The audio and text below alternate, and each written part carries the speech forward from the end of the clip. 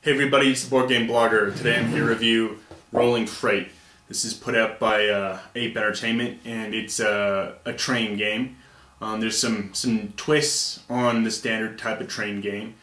And if you're thinking going into this is Steam, or this is Age of Steam, or if you're thinking on the lighter end, this is Ticket to Ride, it's not it. And it's more like there's already pre-planned routes, so it's not like Steam or Age of Steam where you can kind of build and create your own routes, and there's no stock in this game. So there's pre-planned routes, and what you're doing to score points is you're constructing the rail links, and then you're delivering cargo to the various cities. And the mechanism to do this is everyone's got dice, which are their resources, and you're kind of purchasing contracts, you're laying the track, and then you're delivering those goods. You're building additional stations to help you transmit those goods quickly. I think it's a pretty fun game. Box says it's a 90-minute game. I don't think that's quite accurate. I think you're looking at closer to 2 hours. And I mean, there's some things here that once you have that contract, you can purchase a contract. No one else can be building that contract. But you're limited in how many contracts you can have at once. You can only have 3 routes that you're building at once, and when you complete one, when you're actually working on 3 contracts, you score that for less. So there's different mechanisms and different strategies on how you're doing that. Maybe you want to purchase a bunch of contracts to block someone out. So I think there's enough here that makes it different than other train games. It's not a stock game, it's not a design your route game, but there's some neat mechanics here, and I think for train game enthusiasts and just for general board game enthusiasts, I think you'll like this game. The rule book is really overdone. It's very big, glossy. There's no table of contents, no rule book, last pages for the Kickstarter supporters. And I mean, the rules are good. It would just be, if you're trying to look up something, it's tough. And this is a game where beyond the rule book, you really want to have a player rate. There's certain things you can do each turn and some cleanup actions, and having a player aid would have been helpful, and this game does not have one. That's, I think, a big downside. Someone on the Geek made up some good player aids. I've printed them off. Very helpful. I mean, that's what needed to come with the game, I think, rather than me, printing it on the back of a Cheerios box. For these type of games, to not have a player aid, it's really a shame. You've got some decent sort of player charts where you're recording the contracts you're currently working on, the improvements that you've built for your railroad company, and how many switching stations you have. The map is very nice. It's a very good map. And you've got, it's double-sided, it's 6-fold, so it lays down flat, and really nice map. You've got sort of added details onto the map, and you've got glass of whiskey or whatnot, and there's just nice ambience on the board. This is really nice board. Got the pocket watch on top. It looks like you could be playing your different moguls, rail barons peering over a map during the time period. It's really nice. Components are pretty good. You've got cardboard rails for the completed routes. You've got wooden blocks for where you're working on the routes, and the dice that provide the resources. It's a pretty good game. There's some issues that I think could have made it a little easier. When you're purchasing routes, it's sort of got just a number and a color, and it doesn't have the cities that are going between it. Obviously, because they're doing the double-sided board, they couldn't really do that, especially if they want to have expansions. For Kickstarter, they also have this paper small map of Texas here. But maybe having a sheet which listed, these routes have these cities between them. Would have been nice. I mean, obviously, couldn't put it on the card itself if they want to do double-sided maps.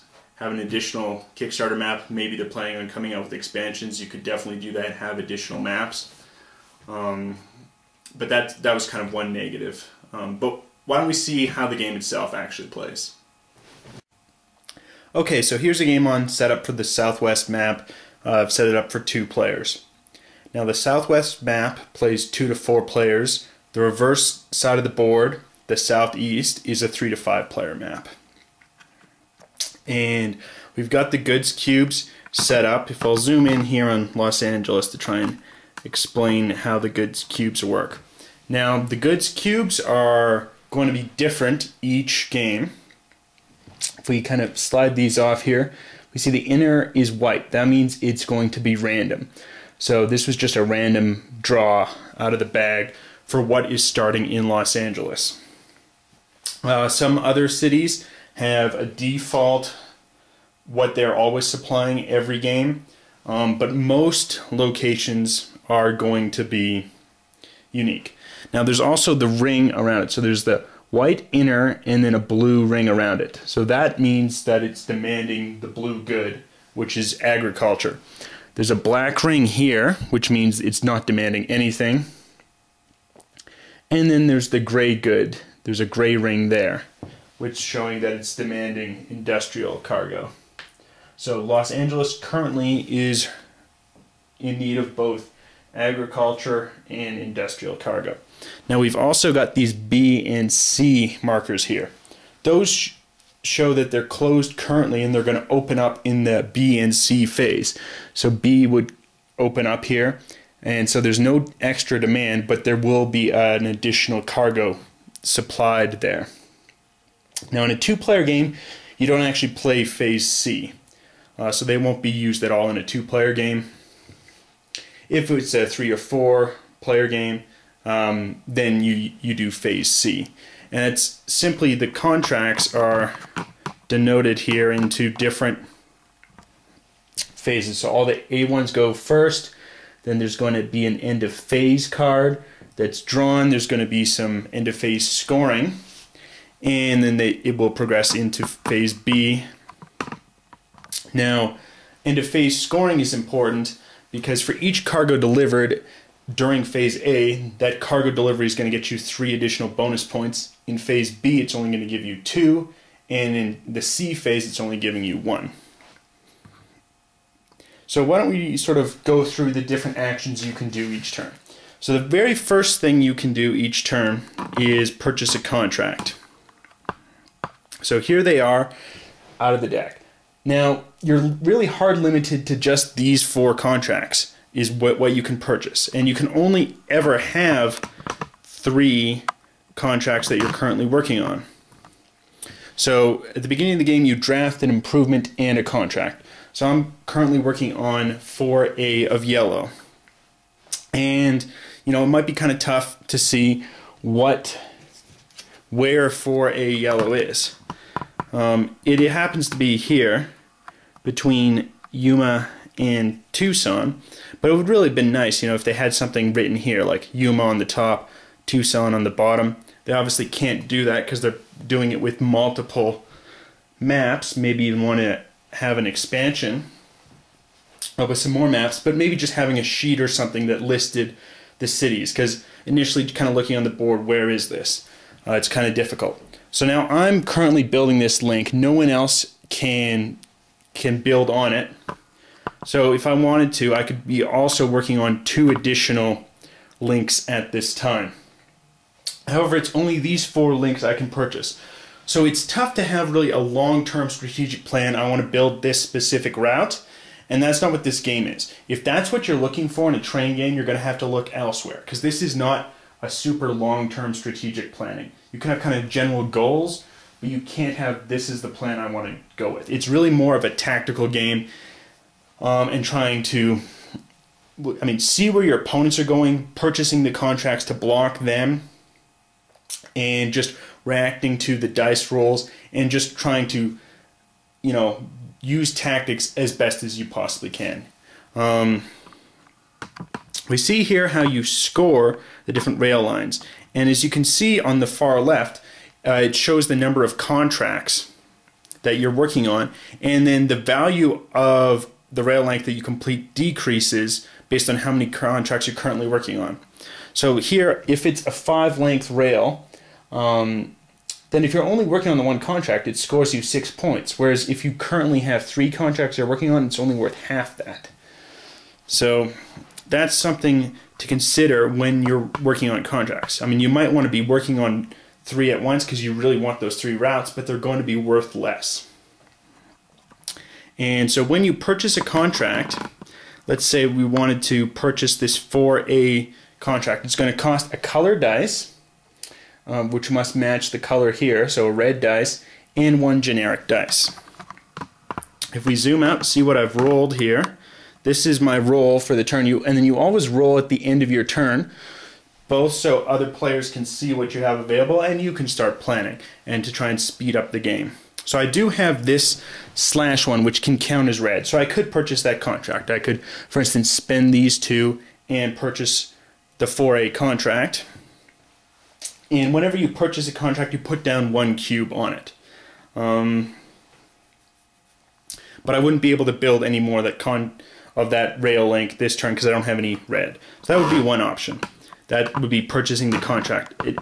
Another option I have is I could construct the link, continue to construct the link I'm working on. So here's the Yuma link, and it's yellow. I could spend these 2 yellow dice I have and add 2 more cubes on. And I'm closer towards completing this 7th length contract. Now I still have 4 more cubes. So there's a couple of things I could do. I could purchase an improvement. So here are the 3 improvements available to be purchased. It shows their cost in 6 generic dice, 5 generic dice, and 4 generic dice. So this is the only one I could purchase. Now if I purchased this, it would allow me to pay 1 dice less when either purchasing contract, an improvement, or improving my switching stations. So that's a pretty valuable improvement. And you can do your turn in any order. So these things I'm describing, you can do it in any order. So you want to be able to maximize how you do that. You also can deliver cargo. Now you can only deliver cargo once a turn. So we have this cargo delivery bonus, and this shows sort of how many points you get based on the distance you travel.